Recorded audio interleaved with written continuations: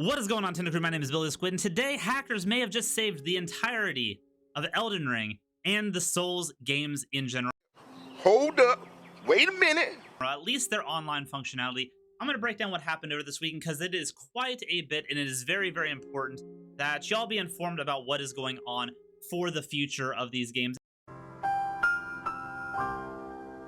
and potentially the future of Elden Ring as well. Let's dive right on in, shall we? So from anybody who has not known what's going on, the Dark Souls 3 community, a hacker on there, has discovered an exploit that is within the online infrastructure, the online framework of Dark Souls 3 that allows for people to go in and perform an RCE exploit on other people's computers that they have invaded into. An RCE, if you are not familiar, is a remote code execution. And this is bad news. This is huge news. This is a giant hole in the online framework of these games that allows a malicious hacker to be able to go in and basically run code on somebody else's computer. This can cause them to break their computer. This can have them steal login information, not just for like Steam or anything linked to that, but they can actually go in and find banking information and steal a lot of personal info just through the game itself. Give me that. It also allows them to run malicious codes, ransomwares, stuff like that. Basically, it gives people an in to somebody else's device and lets them do whatever they want with it. To go a little bit deeper into what exactly happened, the hacker in question that discovered this RCE exploit is non-malicious at all. I want to get that out of the way first and foremost. They are not doing this with the intent of actually harming anybody. Wow. Wow. They have submitted a ticket months ago about this exploit and were met with silence from Bandai Namco and FromSoftware. So they went into the public space and did a few stream tests on this exploit just to get this news circulating a little bit more. The actual methods that they used to do the RCE exploit, they did not leak, they did not make public at all, so it is not out there as to how to do this, but they did do this in a way so that they could collect the data and then send it directly to Bandai Namco and FromSoftware in hopes that it would get fixed. This is fine. And again, these tests were all benign. They did not actually go in and take anything. They just wanted to do it to show that it can be done in a friendliest way possible, I guess is the best way you can say it. They did it in a way just to show that it can happen. They did not go and take advantage of the system in any way. And that is where the community took over. He also contacted the makers of different mods for these games.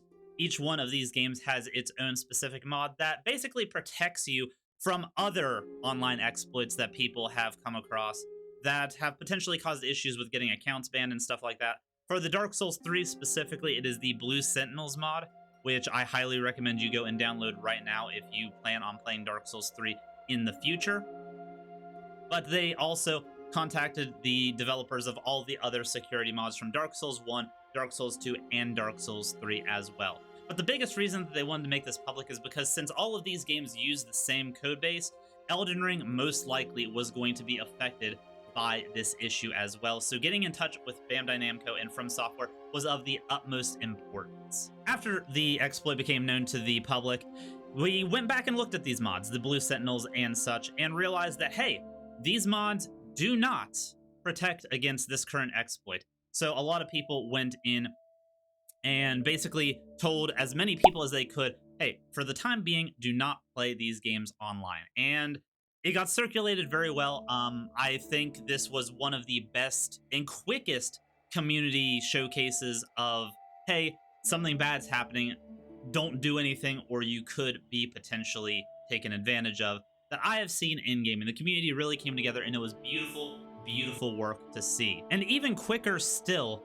after 24 hours of this exploit being known to the public and the community working on this, patches have came out for the Blue Sentinels mod for Dark Souls 3 to temporarily fix this RCE exploit issue. The Blue Sentinels mod, which is why I recommended everybody go download it right now, and it will be linked down below, is now effective at fixing this particular exploit. They are also working on Dark Souls 2 and Dark Souls 1 those will be patched in time. And the last big piece of news with this story, Another one. is we did it. The community actually got Bandai Namco's attention, got the attention of the people that are in charge of patching these games, or back patching these games in this case.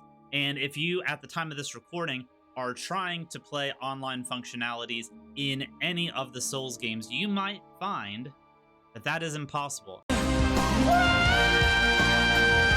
That is because, as of 4 hours ago of this recording, the PvP servers for Dark Souls 3, Dark Souls 2, and Dark Souls Remastered have been disabled. They are also disabling the servers for Dark Souls 1 Prepare to Die Edition. They are not currently disabled, but they are about to be.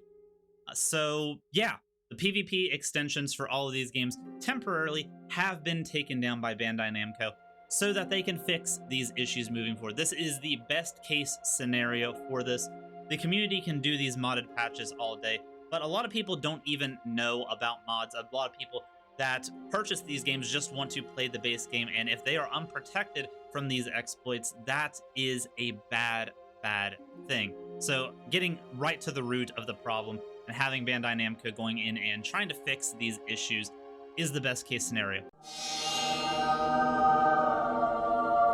And it also shows that Elden Ring is most likely going to be fixed in the future before it comes out. What this means for the release of the game, nobody knows. I don't believe that this fix should be reason enough for them to have to push back the date of the release of the game. I don't think there's going to be another delay due to this, but there is always the possibility. At the best case scenario, it would be a PC exclusive pushback, and console releases would come out as normal, but this is, like I said, no talk of a delay or pushback has been made by Bandai Namco, by FromSoftware at this time, and hopefully it does not come to that. But remember, if it does, the security of these games is the foremost concern. You do not want to be shipped a game that leaves your computer open to malicious code or anything like that. It is just bad news, and I don't think anybody is really going to be too upset if the game gets pushed back a little bit so that these kinds of exploits aren't possible. So what do you all think? Let me know down in the comments below, and hopefully this video is helpful in protecting you in the future from potential malicious code going forward. And hopefully this means that Elden Ring, whenever it comes out, is going to be the most secure game that FromSoftware and Bandai Namco have put out thus far. Fingers crossed there. But if you like the video, please like the video. If you dislike the video, dislike it. Also, subscribe to the channel if you want more Elden Ring and Souls-like content in the future. Much love, Tentacrew. Bye-bye.